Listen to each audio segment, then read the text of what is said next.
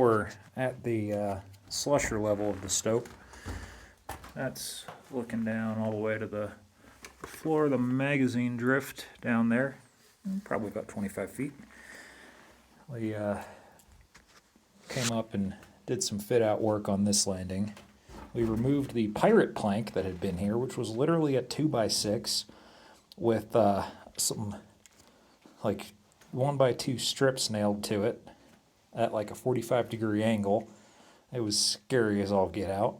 That's gone. We got a safety chain in place now and make it a lot harder to, fall down the manway.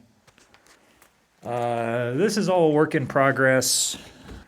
Down here is a little bit of a other interesting situation. There's a short raise where I've got that ladder set. There's a short raise that goes up about 8-10 feet above the back of the stope, and that looks like it's in ore. That muck pile underneath it, so far as we know, that's never been assayed. I've got I took a muck pile sample of that just a couple of minutes ago, and we flew that down, so that'll get run at some point. We'll determine what that's all looking like, and then just be looking for opportunities to expand this stope both laterally and vertically. Eventually we'd like to drive it vertically in a conventional shrinkage stope fashion, drive it vertically up and then intersect our upper workings up there. So we know for sure that there's ore in a parallel vein up there, so we've still got definition drilling to do. But the as of a little bit ago, the jack leg right there is now up in the stope. We just got to get a leg up here, haul a water line up, double check that our air line is serviceable, get an oiler up in here, do some finagling with this, however we're going to do that, and then we're going to start drilling up in here. You're trying to get some long holes collared and the drill water quit out. Well, we were troubleshooting our water system and our water lines and valves and everything. No, the water needle and the drill went out, which fortunately it's a yeah, I hope too. So we robbed one off the other drill we've got that's about to go in for a rebuild anyhow. It's not clogged, it's a brand new New York head. So if it's not the water needle, then it might be something wrong with the valve chest, which means this one is going in for surgery. And another drill to throw at this problem. In the meantime, we've got our landing here actually fitted out. So these are all just run in with carriage bolts, so it'll be pretty easy to take these out when we got a slush, depending on where we set the eye bolt, as the roller clearance to the decking is a little not great on that right spool. I imagine we'll pull most of this when we start slushing. I agree. So this is just the long hole for about a solid week. Turn off the water, would you? Blue handle it and jump. 10.81. Actually, kill the air while you're at it. We got no water. The chuck is sliding out. The actual throttle for the drill itself is not behaving correctly. The throttle's working good, but except for when we're trying to blow. Yeah, it's critical. For viewers who haven't run one of these before, being able to blow your hole is critical to clear the steel, clear the hole, remove your cuttings. Now look at this. We've got a whole lot of deck boards in there. It's a lot less sketchy. It still could be better, but it is no longer actively trying to kill us, which is Well, it's going to get better. yeah, it's just going to get better, and this is progress.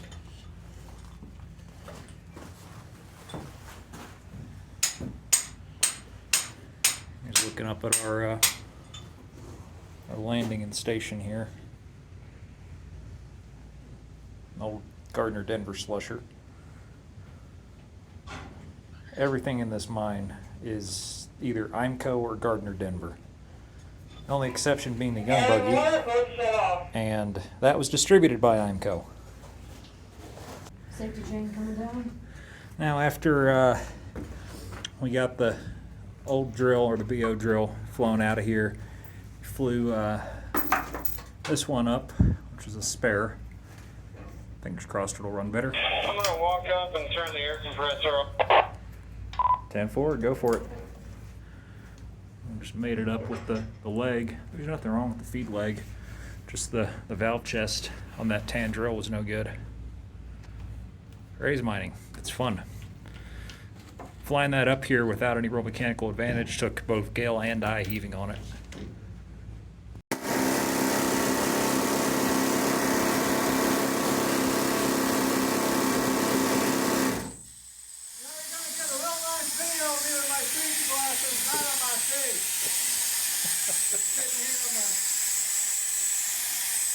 Safety squints engaged.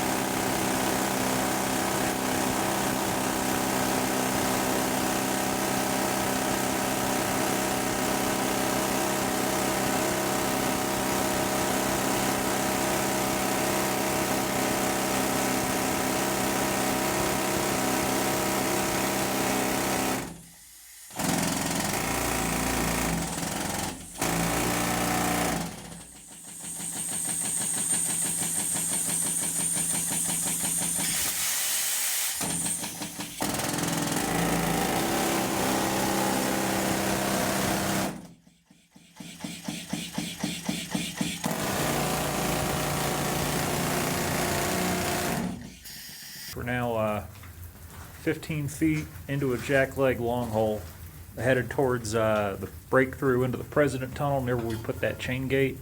So that's all high-grade ore up there, and what we're checking for is horizontal continuity, or rather, I'm sorry, vertical continuity. Horizontal would be nice too. The more continuity, the better. I hope we have a 6 foot wide by 200 foot by 200 foot stope panel in here. Do we? Probably not, but it would be nice. Derek, if you're watching, send me more of this shit. It's the good stuff. Always grease your long hole threads. Oh, and they're reverse thread. Yep, righty Lefty tighty. loosey, lefty tighty. We're actually not screwing with you and reversing the video, I promise. And that collar's about ready to give up the ghost, but I'm going to get a couple more good drills out of it. And this is long hole 3, and I pivoted about 15 degrees. Okay, yeah, that's gonna put you almost directly under a breakthrough. Where's your pipe wrench at? Oh, cool, thank you. You bet. Now, the better question is where's mine, but my pants are already falling down. I'm pretty sure the side-by-side lost the head gasket, so I'm either nipping with a mucker or, packing stuff in by hand. So you can do maybe 20 feet with a RC long hole, and just throw it on the ground. We'll do it live. No kidding. Yeah, that can stay there too. Alright. Earplugs in. That'll be a minute.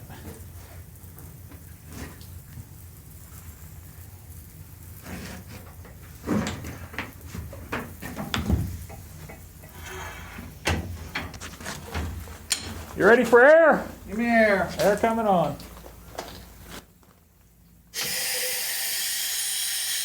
You can do about 20 feet with this before you start losing your cutting.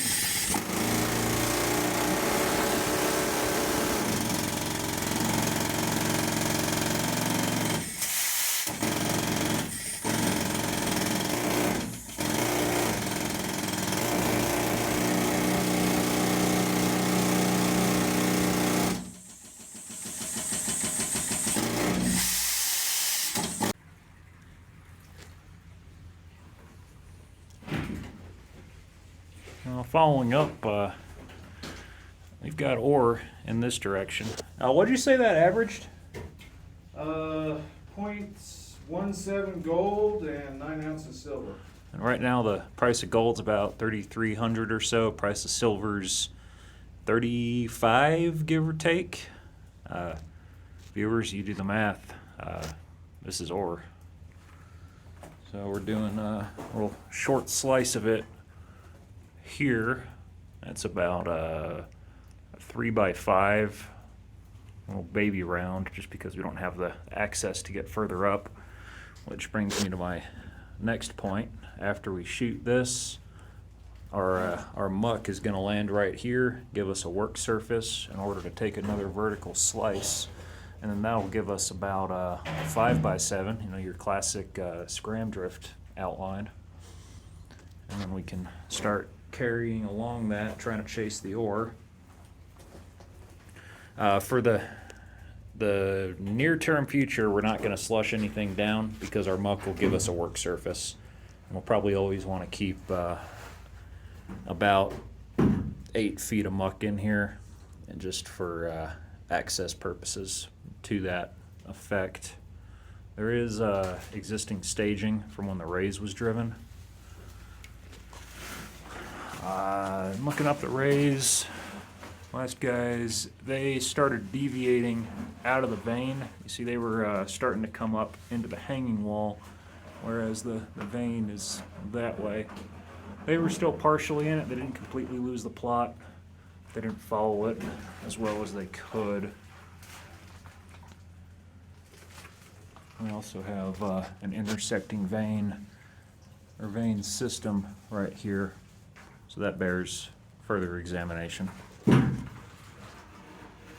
be back in, well, for the viewers it'll be instantaneous. For us it'll probably be about a week, because we'd like to sample these to determine, or we'd like to assay these, I'm sorry, we've already taken samples to determine whether we'll load all of them.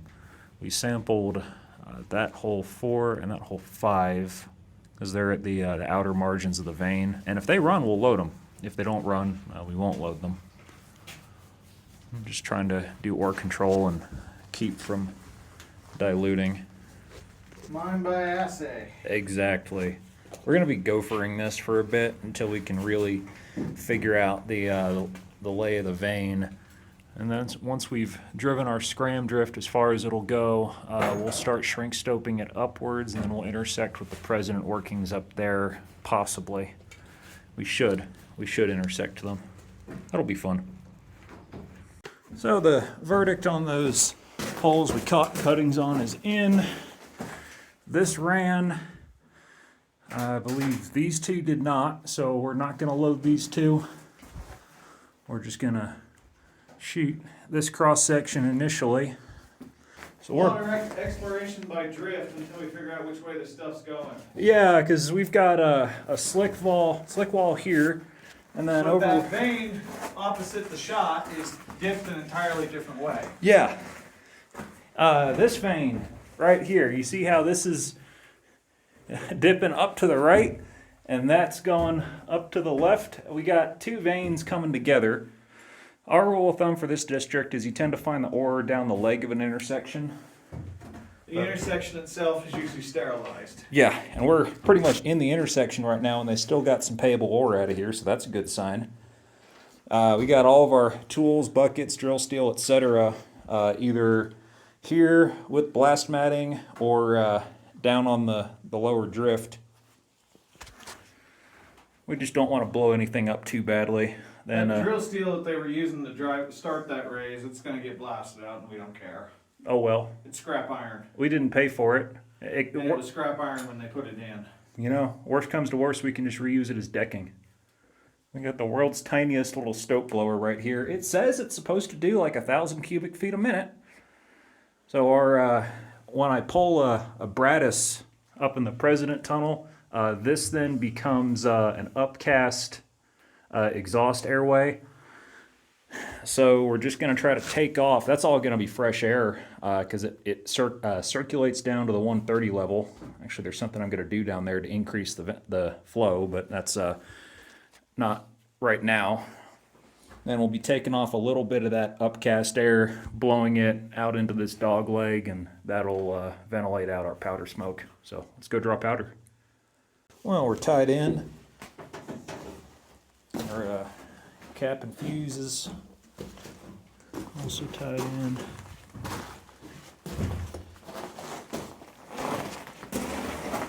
So here we are. Nice tidy little about 2-foot ring main.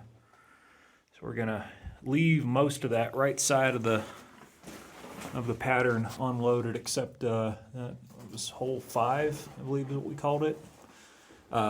We're actually trying to do a pre-split on that, so that's on a 2 delay. Our burn's on a 1/4 or a 0 det. So we're gonna shoot that immediately after the burn goes and try to generate a crack right there to break that right rib of our eventual scram drift pretty cleanly. Everything else is real straightforward, real conventional. We're just loading 2 sticks per hole, non-L, 18 sticks, and a stick of that trim shot Zactec stuff for that little pre-split experiment. All of our pre-blast prep worked. I moved that blast mat. It didn't get launched like that. That thing came down, that microwave-sized rock. Scraper bucket's intact, surprise, surprise. We got the weirdest pull I've ever seen. It's like half of it booted, half of it didn't. But the part that I didn't think was going to pulled all the way to the... Oh, can we custom this? I could censor it. The burn pulled perfectly. Loose rock in the back of the hole was popcorn. Well, that right there. We got a fault going like this. Slick wall up here. But over here, well, we got a slick wall going the other way. So this fault, or this drill hole, was on that fault. This back here is hollow. So I think this cross initiated. So we got a lot of scaling to do and a specimen to take. I'll get to that in a moment. And then I think we're gonna reload a couple of these just to pop this brow above the burn loose. Shove rags in to stem it good. Yeah, so our specimen. That is all sulfides. That's the nodules we've been talking about this whole time. That might assay over $50,000 to the ton. Yeah, we just need a ton of it. Yeah, good luck making a ton of that, but you know, it averages out. We're averaging like 0.19 and 12. Well, that's interesting. Anyways, this has been 401119 with head frame hunters. We've now got our first shot in ore. I think we probably put about $5 on the ground. I'm pretty happy with that. Thank you all very much for watching, guys. Adios.